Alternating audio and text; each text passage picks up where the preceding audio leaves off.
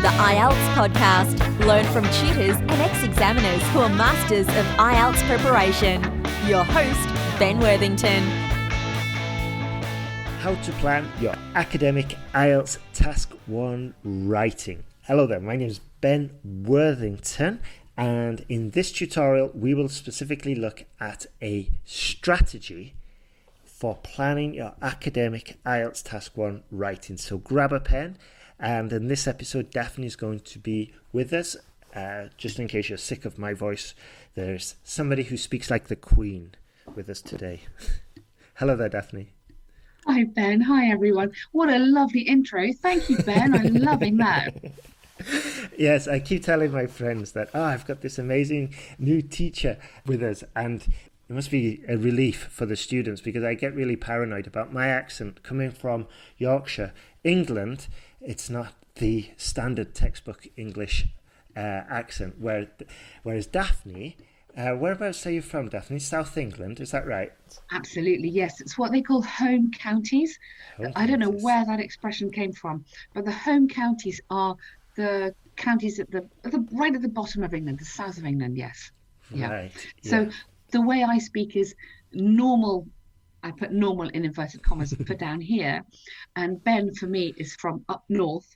But then for me, I'm from down south. So the geography is important here. Absolutely. By the way, listeners, I don't have a typical Yorkshire accent anymore. That I lost that as soon as I left England because nobody outside of Yorkshire, basically, nobody outside of England can understand a Yorkshire accent normally. But however, some remnants remain, and now it's just a jumbled mix. But anyway, Daphne speaks correct English. We could do a whole podcast, Ben, on different accents, because I was watching a TV program the other day and everyone was from the north of Scotland, and honestly I didn't understand it. I needed subtitles to translate. Absolutely, yeah, absolutely. And this is a good point actually for listeners. It's a good point because it usually takes even native English speakers like Daphne and myself, if we face a new accent that we're not used to, for example, the Scottish accent that Daphne just mentioned, it takes a while to tune in and to adjust your interpretation of the sounds, to tune in and to be able to transform these sounds, which are new sounds, which was existing words pronounced in a new way or a slightly modified way. It takes a while to adjust your frequency, so to speak, and to adapt your ears to this new accent. But once you've done that tuning in period, then most of the time it's plain sailing.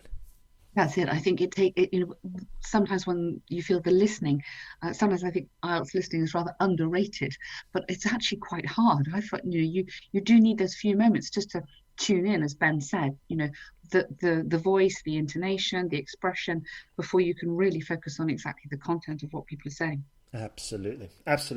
Okay, so we're getting a bit off topic, which is something that we tell our students day in, day out to avoid doing, especially for their writing. But anyway, today's tutorial, as I said at the start, is about how to plan your academic IELTS Task 1 writing. So why is a strategy a good idea? I'm playing devil's advocate here for the listeners. So Daphne, could you share that with us, please?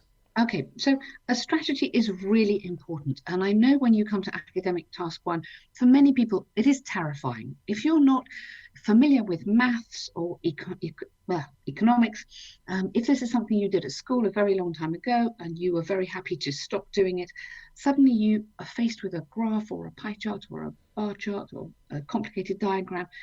And this isn't about writing an essay. This is about writing a report. You have 20 minutes and you have to write efficiently and accurately so that your answer will have maximum impact and the chance for the best possible result. So if you don't plan and if you don't have a careful strategy for this planning, this can be a disaster. You'll miss out key data. You might misinterpret what the chart's trying to tell you. So this whole having a strategy for planning is really important, and it will help you just build your confidence for this task. Absolutely. And in this tutorial, it's going to not only are we going to give you the whole strategy, but we're going to we're going to guide you as to what you should look for when you see the graph or the pie chart or the flow chart or the table. We're going to explain how this planning works, okay? And finally, we're going to help you build your confidence with regards to meeting and ideally exceeding the criteria for the IELTS test. So sometimes I hear that, sometimes a student might say, I don't have time to plan for IELTS Academic Task 1. What would you say to that, and why would you say that's a bad idea or a bad thought? I have this real thing about planning, and so many students say to me, "Oh, I don't need to plan. I'm fine with this. Planning's a waste of time." And it's one of these things that really gets me very frustrated. And I take a deep breath and I say, planning is the most important thing you can do, not only in your task 2, where we maybe talk about it more, but also in your task 1 as well. These few minutes, this strategy for planning will save you time. This will just make sure that when you start writing, you know exactly what you're doing. You're going to write the right answer to the right question. So even though we say the recommended time for task 1 is 20 minutes, and you think, okay, that's fine, I'm just going to go for it. In those 3-4 minutes, you are saving time, and you're going to save time because, firstly, you'll know what to write. If you know what to write, the rest is easy. Mm-hmm. And if you plan, you won't waste time deciding what to write next. You won't get to that stage where you've written 3 great sentences and then you think, oh, I need another 50 words, because you'll know what you're going to say next. Absolutely. And you can get into flow where you're just like in the writing process rather than having to check back. You can just focus the next 15 minutes on purely writing, which makes it a lot easier. And there's just one phrase actually, is it failing to plan is planning to fail, which is just a common maxim, I think, maybe from the US or from the UK, but it's definitely applies to the writing task for both task 1 and task 2. I think that's worth repeating, Ben. I think that's really good. Can you say that again slowly? Failing to plan is planning to fail, basically. Yeah, and there's another one as well that, what is it? My friend used to say, because he used to work at Morrison's in the UK, which is a big supermarket. And what was it? Proper planning prevents poor performance. There's another. Yeah, he always used to say that. Anyway, I think that he got that from the corporate office. But anyway, let's go. How does a student plan? Yeah. So what you need to do is take a pencil. Take a pencil and you need to write down a few notes. So this isn't just planning in your head, which a lot of people say, oh yeah, it's fine, I planned it in my head, I'm fine. You need that pencil and you need to make some notes. And these notes will be the guide towards your actual answer. So you take these 3-4 minutes to do the planning, and then remember, it's very quick to write 150 words if you know what you're going to say. Absolutely. Yeah. And also, I would definitely spend a good 3 or 4 minutes just to re-emphasize what Daphne said before. And really, as I said in previous tutorials, that if you struggle with interpreting the graph or choosing the information, I know this is a very common pain point for students, then you really need to isolate this specific pain point and work on this one. So look at graph after graph after graph and try just specifically developing this habit of grouping the information or of choosing the information. And in this, the next stage of this tutorial, we're going to look at a 5-point strategy. And actually, this strategy, we're going to suggest, obviously, you practice this as much as you can. But Ben's just given us a really good point there. By looking at lots of graphs which appear in the newspapers or The Economist or whatever, you can find these graphs quite easily. practice this strategy so that when it comes to this exam, you're going to be really confident. You'll have done it loads of times before. You'll think, yeah, it'll become automatic for you. Absolutely. What's number? And this is just I'll just emphasize that the look at these, not just IELTS model sample answers for Academic Test 1, but expand your horizon a little bit. So you could go to The Economist daily chart. They've got some amazing writers there.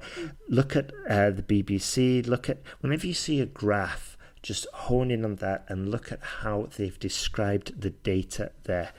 Financial Times is another resource that pushes out a lot of graphs on a daily basis. So back to the 5-point strategy. What's number 1 on the strategy? Okay, so if we look at the rubric question, the question format for task 1 is always the same. And you have to summarize the information by selecting and reporting the main features, make comparisons where relevant. So it's just worth spending a second just thinking about that. Selecting and reporting the main features and making comparisons. The examiner does not want every single detail of every single thing you can see. Number 1, that's really boring. And number 2, that will not get you good marks on task response, task achievement, because you haven't selected and reported. Exactly. So the first thing of this 5-point strategy is look at the time period and look at the vocabulary. Mm-hmm. So is this a dynamic diagram? So is it changing over time, or is it static, one moment in time? So the way you can tell that obviously is by looking at the years. Is it from 1990 till 2020, for example? Or is it the months in a year? So therefore it's changing over time. Or is it just a pie chart with some data on and you have no idea when it was? This is important because this tells you what tense you're going to use. So are you going to be using the past tense? Are you going to use the present tense if there is no time given? Mm-hmm. Or even if it's going into the future, you may need to use future tense as well. So this is really, really important. So look at the time period and look at the vocabulary. What is the data talking about? Is it student courses? Is it computer owners? Is it travel destinations? By literally thinking about that, you will activate some vocabulary. And you do need a bit of vocabulary for this. Absolutely. 2 points there that I just want to mention. Just going back to the question task, where summarize the information by selecting and reporting the main features. So and make comparisons where relevant. So if just to emphasize what Daphne said, if you have mentioned every single data point in a list form in your task 1 report, then you've selected nothing. So you're not going to you haven't fulfilled the question criteria.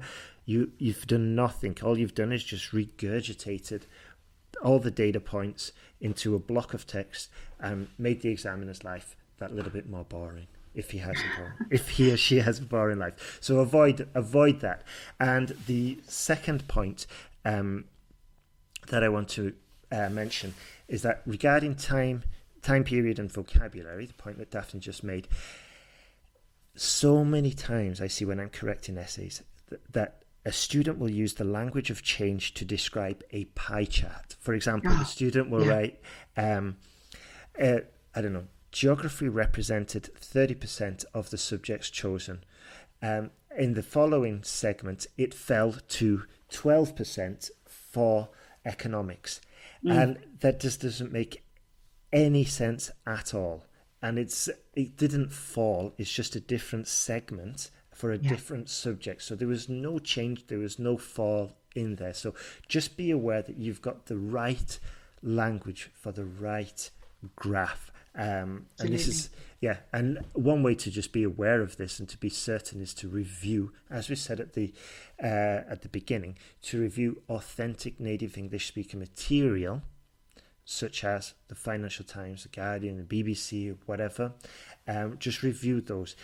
And I'd even suggest that they could be slightly better than looking at model essays, because at least then you know it is 100% perfect and it's going to be authentic material rather Absolutely, than... and and I completely agree with all of that, Ben. And it's written by real economists, not just Exactly. students, not just students who are quite good at economics. Maybe they are. Exactly. It's authentic. Yeah, Exactly, and it's been quality checked as well and yeah, proofread, and you'll never see in a million years the Financial Times talking about a pie chart where the segment fell from 32% to yeah, 12%. It's just impossible to happen. Anyway, yeah. let's move on. Step 2, So Daphne. step 2 is step back and look at the big picture. So this may seem really obvious, but check how many items are there. So in your pie chart with school subjects, for example, how many subjects are there on this? 6, 7, 9? How many shoe types are there? 2 or 3? Because you need to be able to refer to everything. So check how many items are shown, how many sections, how many segments, how many countries or subjects or cars, or on a line graph, how many lines are there? That's one thing. So is there a common overall pattern throughout the time? Is the data totally erratic with no pattern, or does it start from a low base and all of the trends rise, for example? Or if it's a static picture, obviously you won't be using that kind of language, but just make sure you've understood the data given. So a bit like with the task 2 where we talk about understanding the question, this is the same thing. It's understanding what is this picture about. Exactly. And this again is a unique exam skill that, unless you've just come out of university, you probably haven't done this in a long time. And it really is unique to IELTS. So it's if you're struggling with this, just be aware that it's not only the language component, a language skill that you need to develop. It's also an exam specific skill that you need to develop. And as Daphne said, stepping back and maybe even just moving a meter away and holding the chart up from a distance and squinting your eyes just to blur it, like what's the big thing there that pops out. And as Daphne mentioned as well, I just want to restate this, that even if the graph doesn't have a unique pattern, even if no pattern doesn't pop out, that is the pattern. The pattern is that there is no pattern. And in the online course, I set horrible charts that clearly don't have a single pattern, just to make the students aware that that is the pattern, that there is no pattern. So it is a little bit tricky. Yeah, I call that one the crazy line graph. And It's horrible, isn't it? It is a crazy line graph. But as Ben said, the big picture is that there is no overall pattern, and it's okay to say that. You don't have to pretend there is one. Exactly. So yeah, let's move on to step 3. Okay, so step 3, this is decide which points to include, and this is where you need your pencil. And for me, this is what I do when I'm correcting, and it really helps. Look at extremes. That's the first thing. Look at extremes.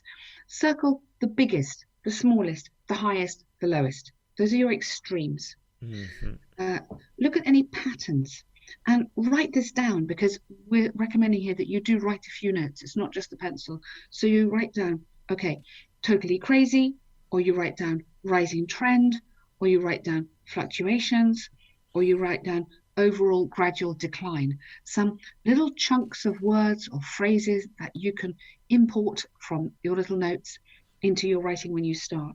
So looking at patterns. Absolutely. Go on, sorry. Looking at changes over time.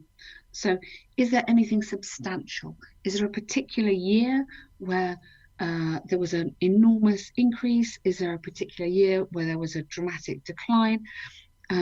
So is there anything there to notice, or is it pretty boring and rather steady?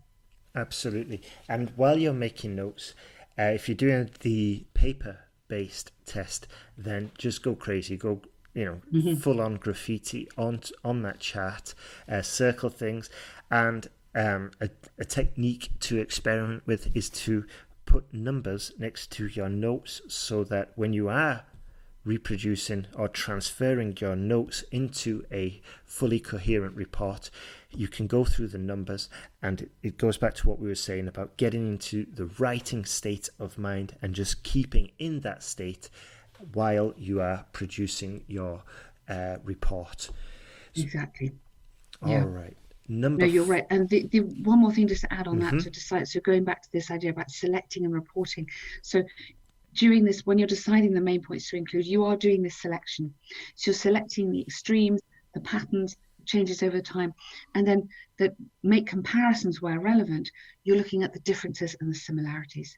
So are there any points in that graph where the lines are following the same trend? Or are there any subjects that have exactly the same amount of votes from students? So what are the things that are similar, and what are the big differences? So I think those are the things that I would be scribbling down, circling, and then scribbling down a few notes very quickly. Absolutely. And now we're going on to step 4, which is also part of the planning process and a very important component to include. And I like this piece of advice because it's going to force the student to incorporate higher level language. And also, if I remember correctly, it does relate directly to the question task about where is it now? Summarize the information by selecting and reporting the main features and make comparisons where relevant. So what's step number 4, Daphne? Yes. So can you see any comparisons? It very much says where relevant. It might not always be possible, but this is how you score the good marks. Yeah. You need to look for these comparisons. And as Ben says, that brings you into the most fantastically rich area of vocabulary where you can be using not as dramatic as or 3 times higher than. You have got so many phrases which we've done podcasts on before to help you use this language of comparison. But let's find them. So have a look with your pencil quickly and write this down. It's a fundamental part of the question. And a lot of students forget to even make basic comparisons. Absolutely. Yeah, go on, sorry. Yeah, it's about comparing where relevant. And also very important point to make, you'll lose marks if you do not do this. In order to score well on the task achievement, task response, you need to show that you are making these comparisons where relevant. What could you, off the top of your head, I'm sorry to put you on the spot here, Daphne, but what would make a comparison relevant? That's a good question, Ben, said she, playing for time. I think I'm thinking particularly of a line graph, actually, that I've got in front of me. And at one point, there's a steep rise in these charts, in these two lines, but not at the same time. So I could say, for example, popularity of one music site rose dramatically between days 9 and 11, whereas the biggest surge in popularity for the other one was day 11 to 12. So for me, that's relevant because they both have a dramatic rise, but not at the same time. So I'm using that dynamic language, the dramatic surge or the rapid increase, but I'm contrasting it. So I'm saying, while it happens with one on day 9, the other one happens on day 11. Excellent. So using those nice contrasting words, while and whereas, which are just the best words in task 1. Totally agree there. Totally agree. Okay, step 5, final stage. Final stage is organize. So you have Ben says you've made graffiti, you've made lots of pencil marks all over this graph, you've made a few notes, you've numbered your notes, and this is the good bit. We're nearly there. So you're going to organize. So thinking of the structure and coherence. So in the structure of this essay, you need one sentence to paraphrase the information in the question. That links back to the point that you did at the beginning. You had a look to see what was the big picture. So you've got your first sentence, then you've got your overview, which is 1 or 2 sentences to give highlights, not too much technical data. Again, this is the big picture. You know the time period, you know the vocabulary. And then the next 2 paragraphs, you're going to get into this fantastic data that you've already selected in your planning. So the highs and lows, the trends, any dramatic movements, any differences or similarities, and any fantastic comparisons. Excellent. Super point there. Super point. Yeah, this reminds me actually, I'm just going to go a little bit off topic, about a friend who, it was last year actually, and he was traveling around Central America, and he was in Cuba, he was in Barbados, he was in St. Lucia, and he was telling me about the prices of all the pies there. Yeah. But actually, no, I'll complete this in the next tutorial. I'll complete this little story, anecdote in the next tutorial. I've been waiting a long time to actually share this, and it just popped into my mind now. Sorry to go a little bit off topic there. It's sounding very obscure, Ben, and I'm longing to hear the end of the story. I've been itching to tell you this story for a long time, so I'm going to break it up and stretch it out. So let's just, before we finish, let's just review this 5-point strategy. So number one is time period and vocabulary. So look at the time period, look at the vocabulary you're going to need. Excellent. Number 2 is step back and see the big picture. So although it may seem obvious, how many items are on here? So what is it actually talking about? Excellent. Number 3 is where you need your pencil, and you're going to start making some very quick notes and number the notes. What are the extremes? The patterns, the changes over time, the differences and similarities, and write these down. This is your planning. Excellent. It feels like bingo, this. Number 4. Can you make any comparisons? Because if you can make comparisons, you will be answering the question fully. Compare when relevant. Look at anything you could compare, or contrast, obviously. Excellent. And number 5 is organize. So you've made these notes, you've got pencils everywhere. Now you need to get the data. If you've written numbers by it, that's even better. Get the data into your paragraph, into your answer, sorry. So this is when you're going to organize your notes and then start writing. Super. Okay, thank you very much for that, Daphne. Remember, students, if you are still struggling with that, we can and we love giving feedback. So just go to IELTSPodcast.com. Or if you're in China, you can just go to the WeChat mini app we have, which is BW English IELTS Podcast, and you can buy your feedback from the app. What happens is you purchase it. This is a similar process on the website. You purchase it. We send you the question. Then you write down the question or your answer to the question, and then you send it in as an attachment, as a Microsoft Word attachment or a Google Doc, whatever, or just a copy paste in your email. We review it. We tell you where you're going wrong, where you're going right. We tell you how to improve it. And then we send you all this feedback back to you within 24 hours so you can continue the improvement and feedback process. So it's very straightforward, and we do this for Academic Task 1 and for Academic Task 2. And in the online course, it's built into the course, and it's a little bit more meticulous because we give you specific exercises to complete. I just wanted to mention that because we get a lot of students who do ask about the online course. The online course, as I said, has the essay corrections and feedback built into it. And it's basically a case of watch the tutorials, write your essay, send it to us, we review it, we send it back to you with all our feedback, you implement those improvements, you watch more tutorials, and then you write another essay, send it to us, and so on and so forth. And this is basically the feedback and improvement, positive feedback loop that we've set up in place.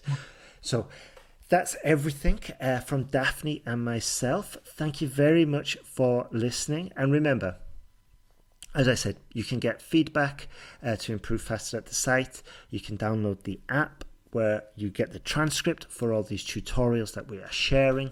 And the biggest difference, just one final point, between the tutorials here that we offer for free on the website and online and the course is that in the course we go into more detail. We give you detailed feedback. We've also got the forum now so you can ask questions. It's just a little bit more intense, And obviously as well, as you hopefully know, we offer the guarantee that you will improve.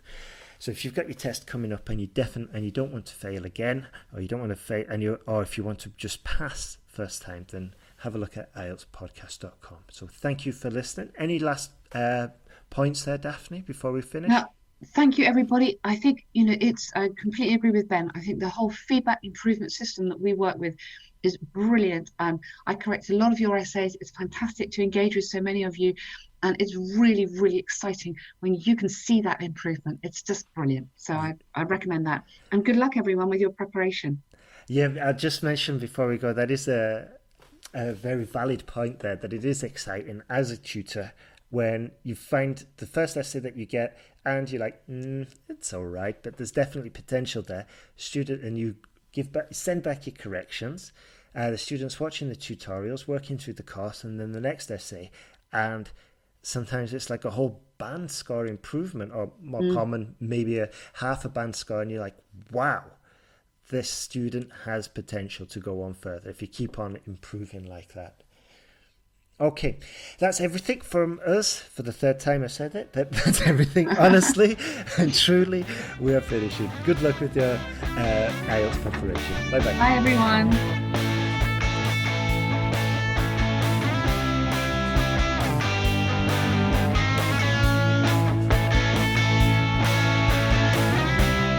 Thanks for listening to IELTSPodcast.com.